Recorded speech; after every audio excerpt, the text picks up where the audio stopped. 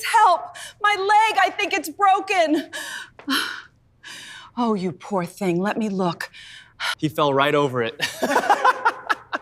Oh man, that was perfect. We got him. Welcome to Afro Meets Soul Love Story. Please subscribe to our channel. Yay! And let us know in the comments where you're watching from.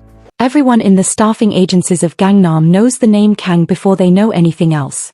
Not the father. The son.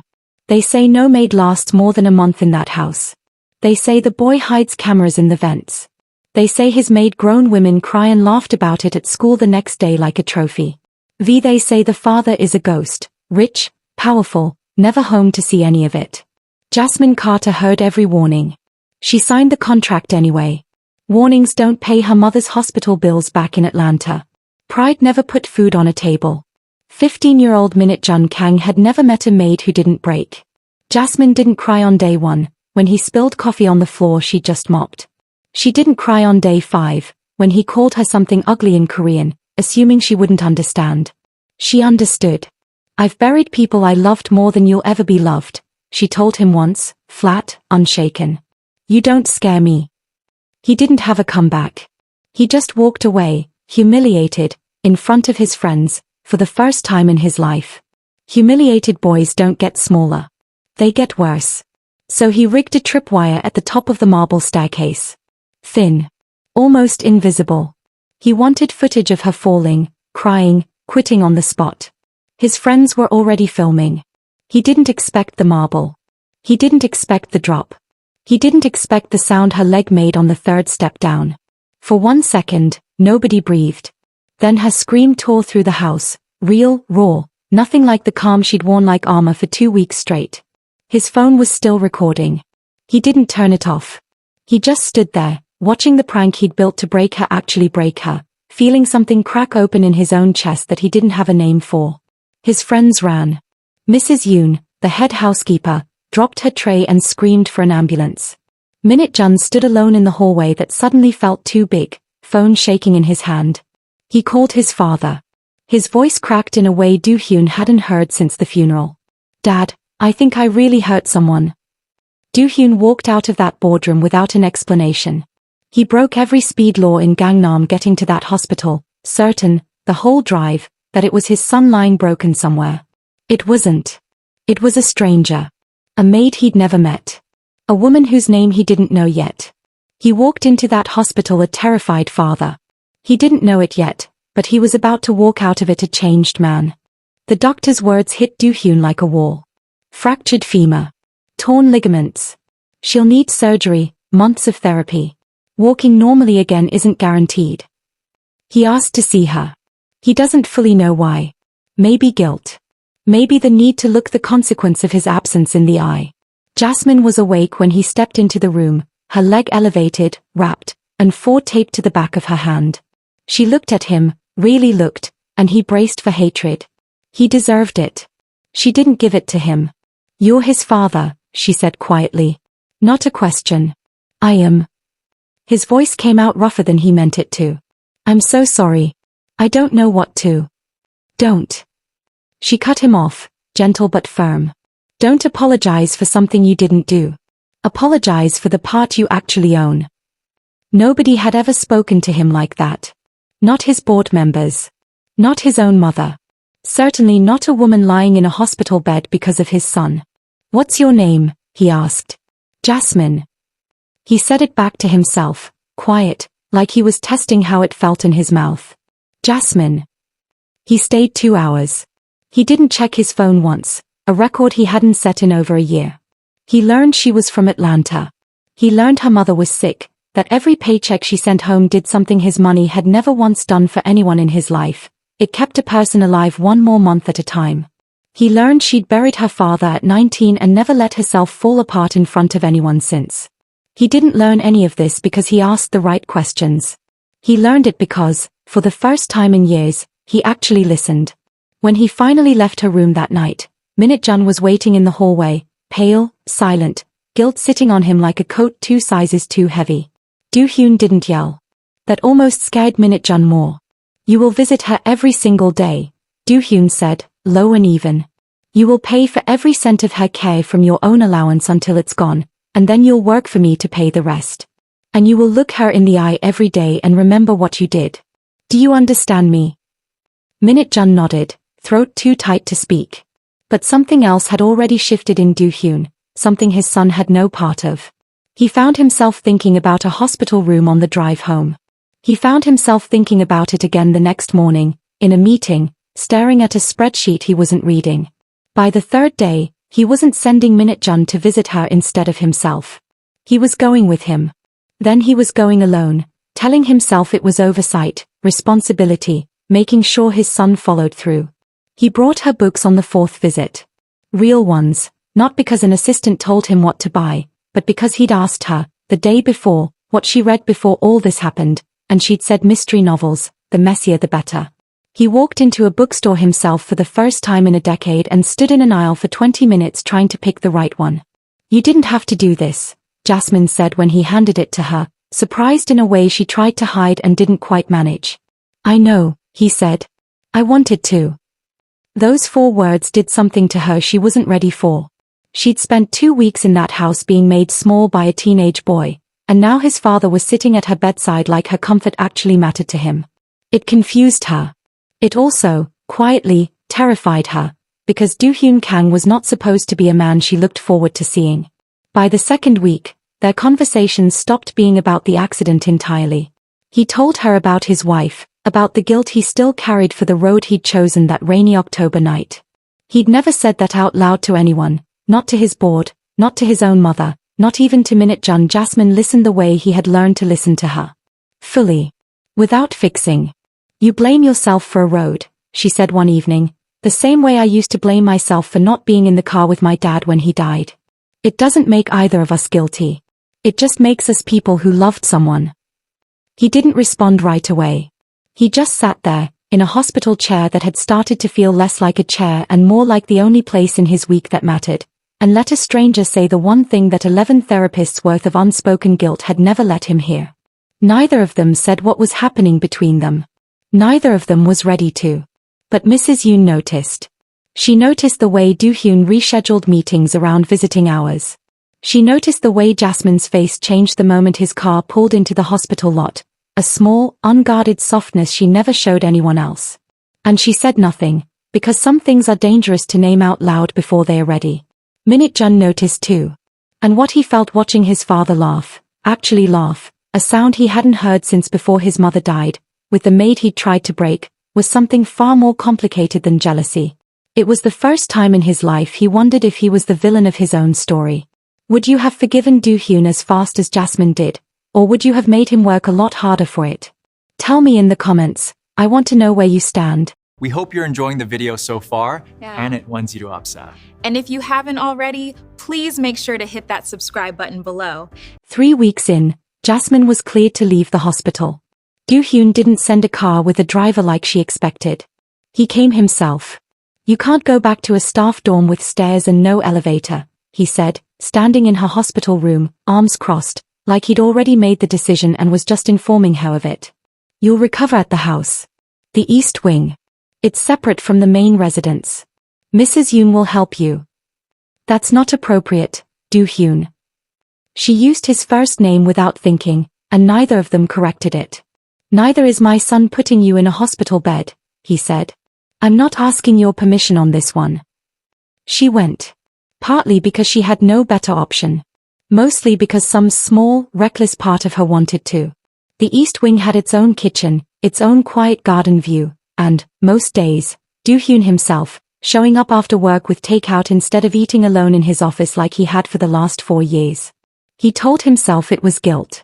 By the 3rd week of it, he'd stopped believing his own excuse. Minute-jun watched all of it happen from a distance, and the distance was doing something to him. He'd started actually visiting Jasmine like his father ordered, not out of guilt anymore, but because, strangely, she was the only person in that house who talked to him like an actual human being instead of either a spoiled brat or a paycheck. Why don't you hate me? He asked her one afternoon, sitting stiffly in a chair by her window while she did her physical therapy stretches. I did, for about a day, Jasmine said, not looking up from her exercises. Then I decided hating a 15-year-old wasn't going to fix my leg or fix you. So I picked something more useful. What's that? Making sure you don't grow up to be your father's worst mistake. He didn't have a smart response for that. For the first time since she'd arrived, he didn't want one. But not everyone in that house was rooting for what was quietly growing between Do-hyun and Jasmine. Do-hyun's mother-in-law, Madame Seo, his late wife's mother, and the single largest minority shareholder in Kang Construction, had her own plans for her son-in-law's future. Plans that involved a merger, a marriage to the daughter of a rival conglomerate, and absolutely no room for a black American maid recovering from an injury in the east wing of the house her daughter used to run. She found out the way these things always come out, a driver talking too loosely, a rumor reaching the wrong dinner table. She showed up unannounced on a Sunday, heels sharp against the marble Jasmine had once bled on, and found her son-in-law in the garden, laughing, actually laughing, with the maid at his side. Do-hyun. Her voice cut through the garden like a blade. A word. Now. He knew, from her tone alone, exactly what this was about. You will end whatever this is, she said, once they were alone. I don't care what it is. Friendship, guilt, whatever you're calling it to sleep at night. The Yoon-seo merger closes in 6 weeks. Chairman Yoon is a traditional man. If he hears his future-in-law is involved with the staff, with a foreign staff member, he pulls out. Everything your wife's family built with you collapses. Is that what you want? To lose the company over a housekeeper?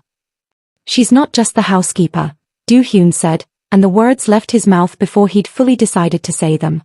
Madame Seo's face went cold. Then it's worse than I thought. She gave him an ultimatum before she left. End it quietly within the week, or she would use her shares to force a leadership vote and remove him from his own company. The company he'd built for himself, separate from his late wife's family, but that her shares still had enough weight to threaten. He didn't tell Jasmine any of this. Not that night. Not the next. But she felt the shift in him anyway. The way he got quieter, the way his visits got shorter, the way he started looking at her like a problem he hadn't found the solution to yet instead of a person he wanted to be near. Talk to me, she finally said, one evening, catching his hand before he could make an excuse to leave early again. I've spent my whole life reading rooms because nobody explains anything to the help. Don't start doing that to me now. So he told her. All of it. The merger. The ultimatum. His mother-in-law's threat to take his own company from him. Jasmine sat with it for a long moment, jaw tight, something hardening behind her eyes that he hadn't seen from her since the day she told his son he didn't scare her. So what? I'm the liability now, she said quietly. The thing standing between you and everything you built. That's not what I said. You didn't have to. She pulled her hand back. I've spent my whole life being someone's inconvenience, Do-hyun. I came here to send money home, not to become a headline that costs a rich man his company. Jasmine. I think you should go, she said, and for the first time since the accident, she wouldn't look at him. He left. And for 3 days, neither of them spoke a word to each other in a house with more than 40 rooms and only one that mattered to either of them. On the 4th day, Do-hyun did something nobody, not Madame Seo, not his board, not even Minute-jun, saw coming. He called a meeting with Chairman Yoon himself, alone, no lawyers, no advisors. And he told him the truth before anyone else could twist it into something uglier. What do you think Do-hyun told Chairman Yoon? The truth to save the relationship, or a lie to save the company? Drop your guess in the comments, I want to see who calls it right. And hey, if this story's got you hooked, make sure you're subscribed with notifications on, because what happens next is not what you're expecting. Chairman Yoon's office was all glass and silence, the kind of room built to make visitors feel small before they said a single word. Do-hyun sat across from him without an advisor, without a lawyer, without a single prepared line. I'll save you the trouble of asking, Do-hyun said. I know why Madame Seo came to see me. I know what she thinks this merger requires.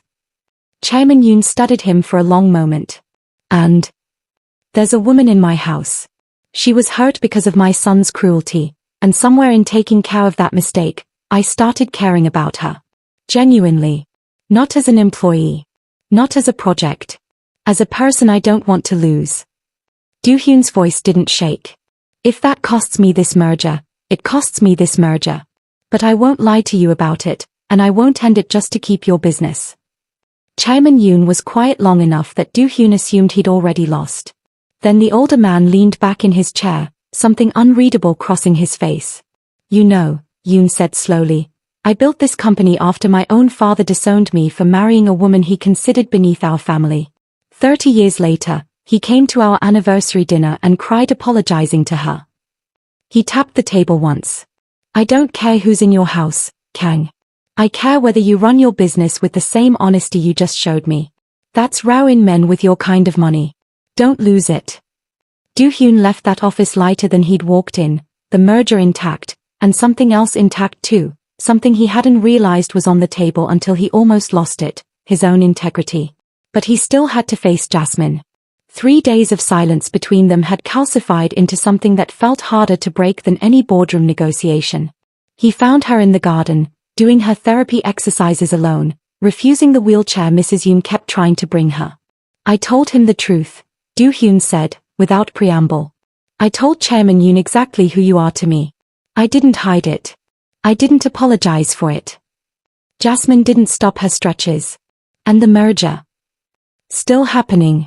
He didn't care about you being in my house, Jasmine. He cared about whether I was an honest man. Turns out those aren't as separate as Madame Seo wants them to be. She finally looked at him. You could have lied. Told him it was nothing. Protected the company and just waited this out quietly. I know. He crouched down to her eye level, something he'd never done with anyone in a position of less power than him, not once in his adult life. I didn't want to build anything else in my life on a lie. I already did that once, telling myself I was fine after my wife died. I'm done doing that. Neither of them said the word yet, the word that had been sitting underneath every conversation for weeks. But it didn't need saying. It was in the way she finally let him take her hand again, in the way he stayed in that garden until the sky went dark and neither of them noticed the time passing. Meanwhile, in a very different part of the house, Minute-jun Kang was learning what real consequences looked like for the first time in his sheltered life. His driver stopped coming. His father cancelled the arrangement outright. Minute-jun now took the subway to school like everyone else, standing shoulder to shoulder with strangers who had no idea he was worth more, on paper, than most of their families combined. The first week, he was late every single day, humiliated, furious, certain his father was punishing him out of spite. By the third week, something in him had quietly shifted. He'd started noticing things he'd never had to notice before, how tired people looked on their commutes, how a stranger gave up a seat for an elderly woman without being asked, how none of it had anything to do with money at all. His allowance was gone completely, redirected toward Jasmine's ongoing physical therapy, and when that ran out, Do-hyun made him work it off exactly like he'd promised, not in some symbolic, easy way, but real labor under Mrs. Yoon's unforgiving supervision. Scrubbing floors. Hauling laundry. Learning, step by humiliating step, everything he used to make maids do while he filmed them struggling. And then came the part that broke something open in him completely. His father told him he'd be cooking Jasmine's meals himself, every night, until she was fully healed. No chef. No shortcuts. Just him, standing in a kitchen he'd never once entered growing up, learning how to make something as simple as rice properly because a woman he'd heard couldn't stand at a stove to cook it herself. His first attempt was inedible. He didn't tell anyone, he just quietly threw it out and tried again at 11 at night, exhausted from a full day of school, chores, and homework he used to pay classmates to do for him. By the second week, Jasmine actually ate what he made, not because it was good, but because she could see, plate by imperfect plate, that something in this boy was trying to rebuild itself from the ground up. This is still too salty, she told him bluntly one evening, pushing a bowl of soup back toward him. I know, he muttered, not defensive the way he would have been a month ago. I'll fix it tomorrow. You said that about the rice 3 days ago. I fixed the rice. You did, she admitted, almost smiling. It was the first time she'd smiled at him since the day he put her in a hospital bed. Took you long enough. He sat down across from her, something he'd never done before, always dropping the food and leaving quickly, too ashamed to stay. This time he stayed. Can I ask you something? Depends on the question. Do you think people can actually change? Or do they just get better at hiding what they already are? Jasmine studied him for a long moment, really looked at this boy who'd once filmed her falling and laughed, now sitting across from her at 11 at night, hands raw from scrubbing floors, genuinely asking if redemption was even real. I think, she said slowly, the fact that you're asking me that question instead of assuming the answer already proves something. It wasn't forgiveness. Not fully. Not yet. But it was the first brick in something neither of them had expected to start rebuilding. Outside that kitchen, though, Madame Seo wasn't finished. Her ultimatum to Do-hyun had failed once, but she had one card left to play, and it wasn't aimed at Do-hyun at all. It was aimed at Jasmine's visa. Do you think Minute-jun's change is real, or is he just performing for his father's approval? I want to hear your honest take in the comments. If you're still with me this deep into the story, you already know it's worth the subscribe, so make sure you're following for what happens next, because Madame Seo isn't done yet. Madame Seo didn't go through Do-hyun this time. She went through the immigration office directly, using a decades-old relationship from her late husband's political days to quietly flag Jasmine's work visa for review, a technical loophole buried in the fine print of her original placement contract, the kind foreign domestic workers rarely have the resources to fight. The letter arrived on a Thursday. Jasmine read it twice, standing in the East Wing kitchen, her hands going cold before her brain even finished processing the words. Visa status under review. Employment authorization suspended pending investigation. You have 14 days to depart voluntarily or face formal removal proceedings. She didn't tell Do-hyun right away.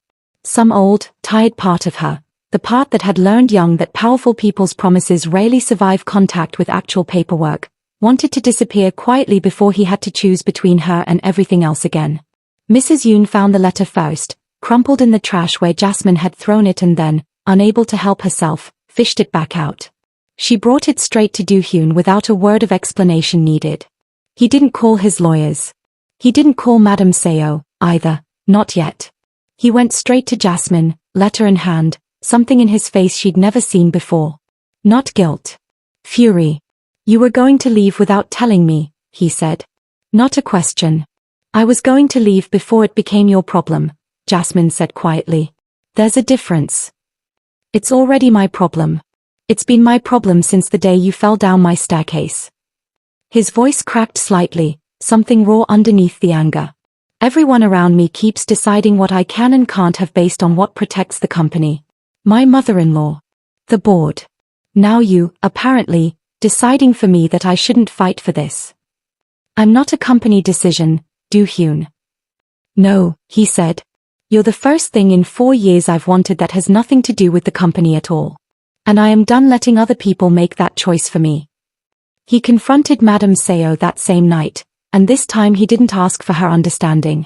He laid out, plainly, that he knew exactly what she'd done, that immigration fraud through political favors was a crime with her name attached to it whether she liked hearing it framed that way or not, and that he had the resources and the documentation to make that very public if she didn't reverse it herself, quietly, within 48 hours. For the first time since her daughter's death, Madame Seo looked at her son-in-law and didn't see the quiet, grieving, controllable man she'd spent 4 years managing. She saw someone she could no longer push. The visa review was withdrawn within 2 days. But something more important than paperwork had shifted in that confrontation. Do-hyun had chosen, out loud, in front of the one person with the power to take everything from him, exactly what he wanted. And it wasn't the company. It was her. Minute-jun's transformation, meanwhile, had stopped being about punishment entirely. His father found him one evening not scrubbing floors under obligation, but sitting with Jasmine in the garden, laughing about something, her leg finally strong enough to walk short distances without the crutch. He'd started asking her about Atlanta. About her mother. About whether people back home would ever forgive someone like him if they knew what he'd done. You don't need them to forgive you, Jasmine told him. You need to become someone who wouldn't do it again. That's the only apology that means anything. 6 months after the accident, Jasmine walked again, not perfectly, a slight limp she'd carry for the rest of her life, a permanent signature of the worst day of her time in that house. But she walked. And on the evening her physical therapist officially cleared her, Do-hyun didn't throw a party or make a grand announcement. He simply walked beside her, slowly, matching her pace, through the garden where all of this had quietly rebuilt itself. I used to think, Jasmine said, that surviving this house was going to be the whole story. Get in, get paid, get out, save my mother, go home. And now. She looked at him, really looked, the way she had the first day in that hospital room, except now there was nothing guarded left in it. Now I think surviving was never the point. This was. Madame Seo never fully accepted her. She didn't need to. Chairman Yoon's merger closed on schedule, built on the honesty Do-hyun had refused to trade away, and quietly became one of the most successful partnerships in the company's history. Proof, in the end, that the thing Madame Seo feared would destroy everything had cost them nothing at all. Minute Jun graduated 2 years later with a scholarship essay about accountability that made his college counselor cry. He still cooks, badly some nights and beautifully on others, and he still calls Jasmine, now his stepmother, before he calls anyone else when something in his life goes sideways. And the staffing agencies of Gangnam still whisper warnings about the Kang house, except the story they tell now is a different one entirely. Not about a boy who broke every maid who walked through that door. About the one who didn't break, and the father who finally learned, through her, exactly what he'd been missing the whole time he thought money was enough. Do you think Do-hyun would have found the courage to choose Jasmine if his son had never hurt her in the first place?